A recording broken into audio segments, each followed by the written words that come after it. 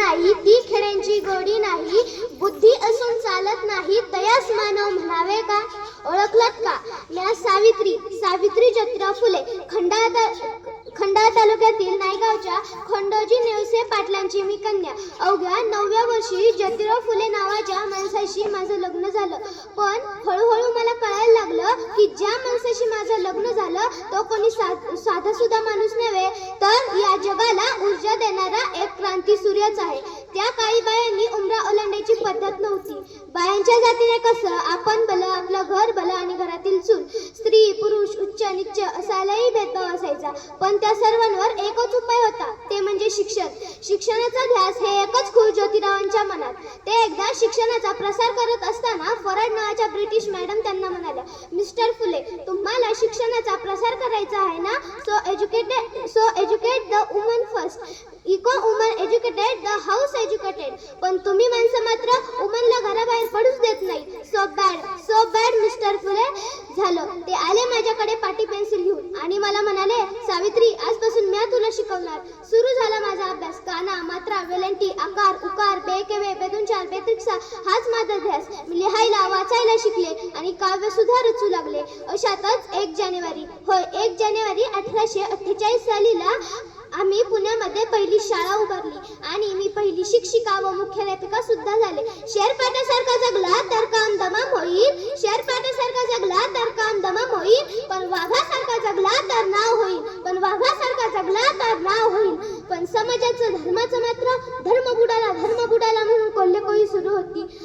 एखाद्या सर्वसामान्य माणसाने शिक्षण घेतलं तर कोणता धर्म बुडतो? एखाद्या सर्वसामान्य माणसाने शिक्षण घेतलं तर कोणता धर्म बुडतो? धर्मासाठी माणूस असतो की माणसासाठी धर्म? धर्मासाठी माणूस असतो की माणसासाठी धर्म? शाळेत जाताना चिखल फेकला मी सहन केलं, थुंकलं तरी मी सहन केलं, शेण मारलं तरी मी सहन केलं. पण आता माझ्या सहनशक्तीचा अंत झाला होता आणि अचानक एक धटिंगण माझ्या समोर येऊन बोलतो, ए टवळे, कुठं निघालीस? आधी आमच्या पोरीबाईंना शिकवणं बंद कर. तुला तुझी अब्रू प्यारी आहे की हे शिक्षण? कदाचित त्याला माहित नसावं की आम्ही सुद्धा ज्योतिराव परिवारांच्या पत्नी आहोत. अशी घेतली आणि सनकन त्याच्या कानाखाली लावली आणि सुनावलं, आता आलायस थवर फुटलंय, पण जर का पुन्हा आलास तर तुझ्या रक्ताने ही धरती रंगवेल. स्त्री कोणत्याही जातीची असो, ती नेहमीच अन्यायाची बळी ठरत आलेली आहे.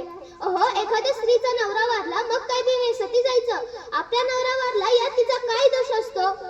म्हणून आम्ही आवाज उठवला. इंग्रज सरकारने सती प्रथा बंद केली आणि आम्ही विधवा महिला काशीबाई हिच्या मुलाला दत्तक घेतले. त्याच्या तुरु धावण्याने आमचं अंगण कसं भरून यायचं? त्याला वाढवलं, मोठं केलं आणि डॉक्टरही बनवलं. अशातच पुण्यामध्ये प्लेगची साथ पसरली होती. लोक धडाधड मरू लागले होते. मी यशवंताला सांगितलं, यशवंता, आपल्याला हॉस्पिटल उभारायचंय. यशवंताने हॉस्पिटलही उभारलं. आम्ही सर्व रुग्णांचे उपचार करीत होतो. पण प्लेग हा संसर्गजन्य आजार होता. तो कधी ना कधी मलाही होणार होता. पण मुळीच आम्ही जगलो या समाजासाठीच ना, तर मरण पत्करला तर कोणता धर्म बुडतो? मरणा तुझे स्वागत आहे, मरणा तुझे स्वागत आहे.